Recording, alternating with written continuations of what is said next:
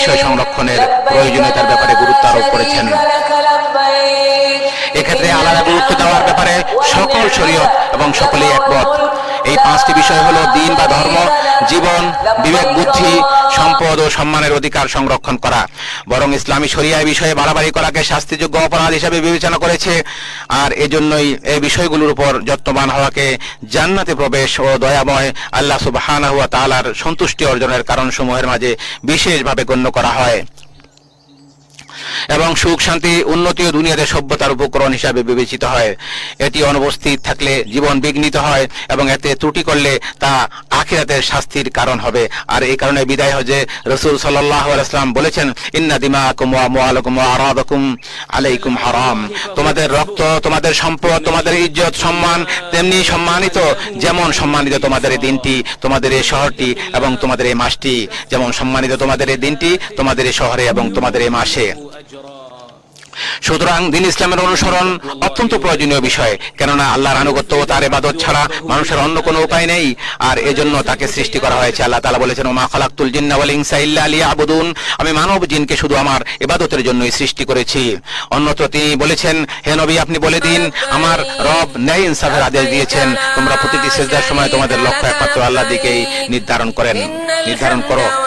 আল্লাহ রাব্বুল আলামিন অন্যত্র বলেছেন, ওয়ালাকাদ বাআসনা ফি কুল্লি উম্মাতির রাসূলা আন ইবুদুল্লাহ ওয়া ইজতানিবুত তাগুত, আমি প্রতিটি জনপদেই একজন করে রাসূল প্রেরণ করেছি এই মর্মে যে তোমরা আল্লাহর ইবাদত করো এবং তাগুতকে পরিহার করো। অতঃপর তাদের কাউকে আল্লাহ হেদায়েত দিয়েছেন আর কারো উপর গুমরাহি অবধারিত হয়েছে।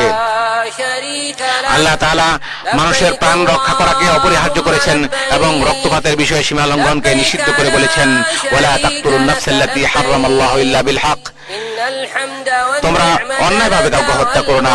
অন্যত্র তিনি বলেছেন, তোমরা নিজেদেরকে হত্যা করো না, নিশ্চয়ই আল্লাহ তোমাদের প্রতি অত্যন্ত দয়ালু। আল্লাহ রাব্বুল আলামিন মানুষের জীবনকে সংরক্ষণের নির্দেশ দিয়েছেন।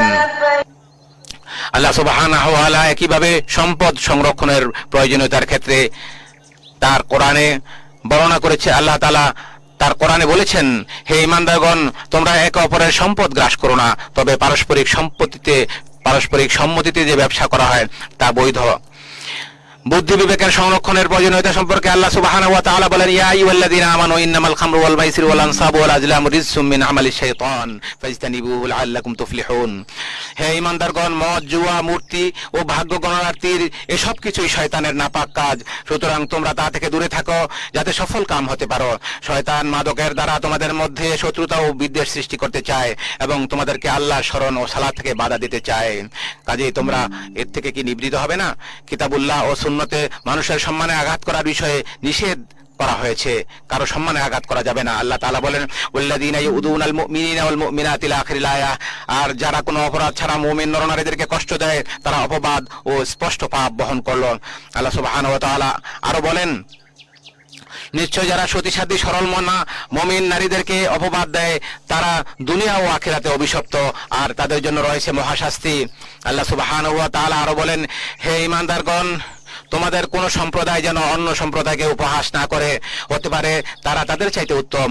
একইভাবে তোমাদের কোন নারী যেন অন্য নারীকে উপহাস না করে, হতে পারে তারা তাদের চাইতে উত্তম। তোমরা একে অপরকে নিন্দা করো না এবং তোমরা কাউকে মন্দ উপাধি দিও না। ঈমানের পর মন্দ নাম ব্যবহার করা কতই না খারাপ। আর যারা তওবা করেনি তারা জালেম। হে মুমিনগণ, তোমরা অনেক পরিমাণ মন্দ ধারণা থেকে বেঁচে থাকো। কতক ধারণা তো অপরাধ। তোমরা গোপন বিষয় অনুসন্ধান করো না এবং অপরের গীবত করো না, অপরের দোষ বর্ণনা করো না। তোমাদের কেউ কি তার মৃত ভাইয়ের গোশত খেতে পছন্দ করবে? বরং তোমরা তা পছন্দ করবে না, অপছন্দ করবে। আল্লাহকে ভয় করো, নিশ্চয়ই তিনি তওবা গ্রহণকারী। উপর উল্লেখিত পাঁচটি মৌলিক বিষয়ের পরিপূরক আরেকটি বিষয় হলো কর্ম সম্পাদনের বিভিন্ন মাধ্যম ও উপায়ের ভিত্তিতে শরীয়তের মূল উদ্দেশ্যগত বিধান জারি হওয়া। আদিষ্ট বিষয়াবলী সম্পাদনের জন্য যে মাধ্যম গ্রহণ করা অত্যাবশ্যক হয়ে পড়ে, সে মাধ্যম গ্রহণ করাও শরী আদেশের অন্তর্ভুক্ত হিসেবে গণ্য হবে। অনুরূপভাবে যে মাধ্যম বা উপায় গ্রহণ না করলে আবশ্যকীয় কাজ তথা ওয়াজিব সমূহ সম্পাদন করা যায় না, সে মাধ্যম গ্রহণ করাও শরীয়ত মতে ওয়াজিব হয়ে পড়ে। কাজেই কোন কাজ সম্পাদনের ক্ষেত্রে যে সকল মাধ্যম বা উপায় অবলম্বন না করলে শরীরী উদ্দেশ্য তথা জরুরি স্বার্থ অর্জিত হয় না, সে সকল মাধ্যম বা উপায় অবলম্বন করাও একই হুকুমের অন্তর্ভুক্ত। আর এজন্যই একজন মুমিনের উচিত উল্লেখিত 5টি অত্যাবশ্যকীয় বিষয়ের হেফাজত করা। এর মাধ্যমে তার চারিত্রিক বিশুদ্ধতা ও জীবনের স্থিতি রক্ষিত হবে। সাধারণ মানুষ এর মাধ্যমে তাদের দিন ও দুনিয়াবী স্বার্থ হাসিল করতে সক্ষম হবে। আর এ লক্ষ্যেই আল্লাহ সন্তুষ্টি ও পরকালীন নেকি অর্জনের জন্য মানুষের একে অপরকে সহযোগিতা করা কর্তব্য।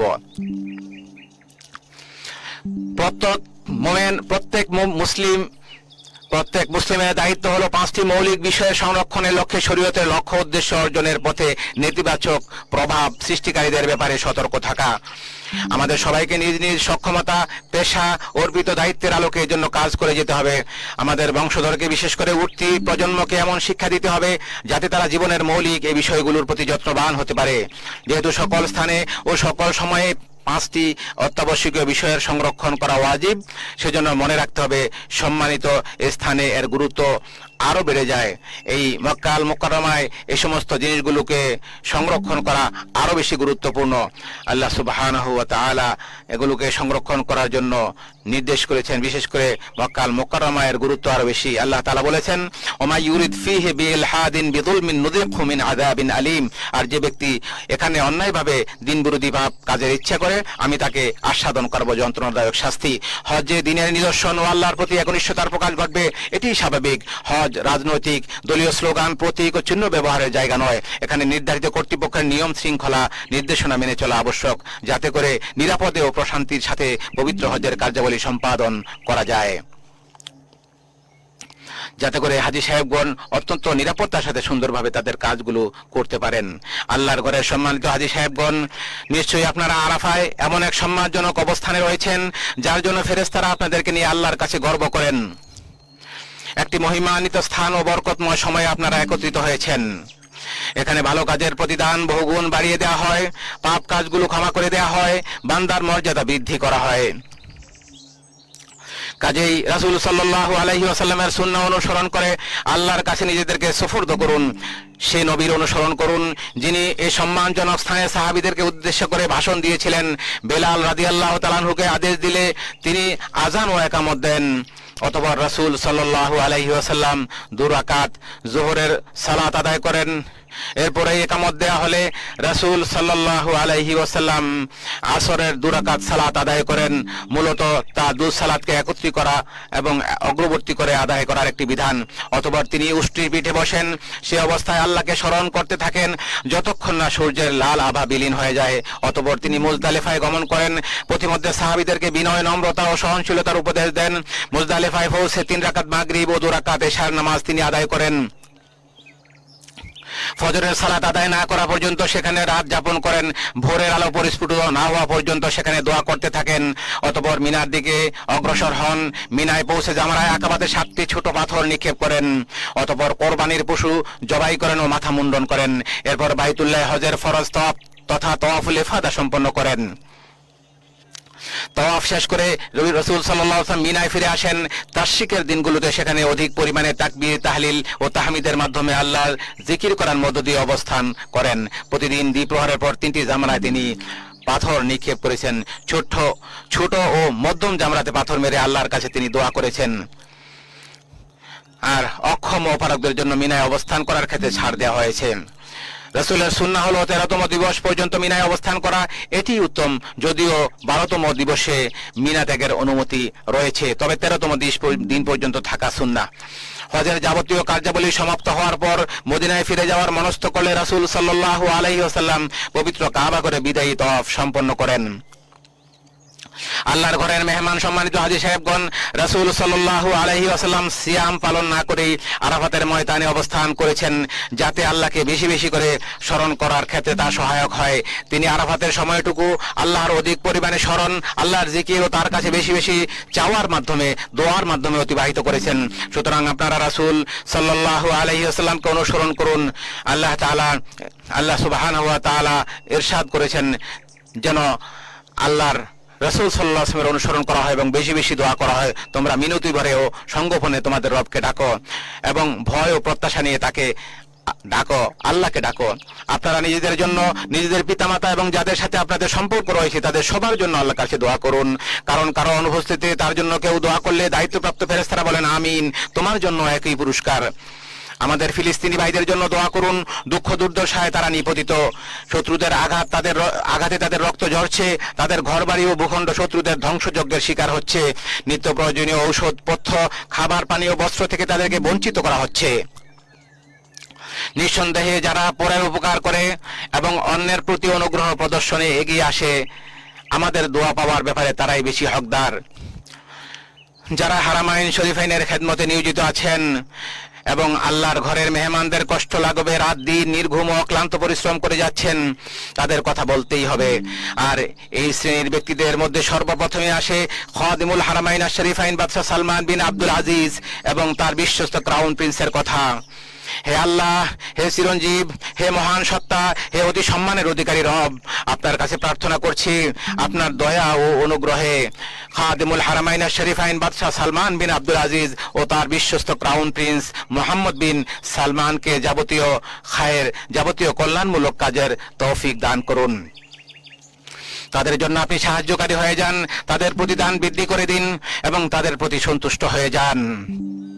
তাদের খেদমতগুলোকে কবুল করে নিয়ে তাদেরকে জাযায়ে খায়ের দান করুন। তারা ইসলাম এবং মুসলমানদের খেদমত করছে, আল্লাহ তাদের সওয়াবকে আপনি বাড়িয়ে দিন, তাদেরকে ক্ষমা করে দিন। হে আল্লাহ, হাজী সাহেবদের হজকে কবুল করুন, তাদের কাজগুলোকে সহজ করে দিন, সহি সালামতে প্রভূত কল্যাণ অর্জনের মধ্য দিয়ে গুণামুক্ত হয়ে কবুলকৃত তওবার সৌভাগ্য লাভ করে এবং যাবতীয় প্রয়োজন মিটিয়ে যেন তারা নিজ নিজ দেশে ফিরে যেতে পারে, সেই তৌফিক দান করুন। হে আল্লাহ, সকল মুসলিম ও মুমিন নরনারীকে ক্ষমা করুন, সকল অনিষ্ট থেকে তাদেরকে রক্ষা করুন, তাদের দিন ও নিরাপত্তাকে, তাদের রক্ত ও সম্পদকে, তাদের বিবেক বুদ্ধি ও মান সম্মানকে হেফাজত করুন, তাদের জন্য কল্যাণের ফয়সালা করুন, যাবতীয় অনিষ্টতা ও মন্দ বিষয় থেকে তাদেরকে দূরে রাখুন, তাদের অন্তরকে পরিশুদ্ধ করুন, তাদের ভূখণ্ডকে নিরাপদে রাখুন, অভাব থেকে তাদেরকে মুক্ত করুন, তাদের সকল বিষয়ের দায়িত্ব গ্রহণ করুন। সুবহান রাব্বিকা। হে আল্লাহ, আপনি মুসলমানদের অন্তরসমূহকে সংশোধন করুন। আল্লাহ, মুসলমানদেরকে, মুমিনদেরকে তাদের দেশে আপনি নিরাপদে রাখুন, তাদের রিজিকে বরকত দান করুন এবং তাদের সমস্ত বিষয়গুলোর আপনি দায়িত্ব গ্রহণ করুন।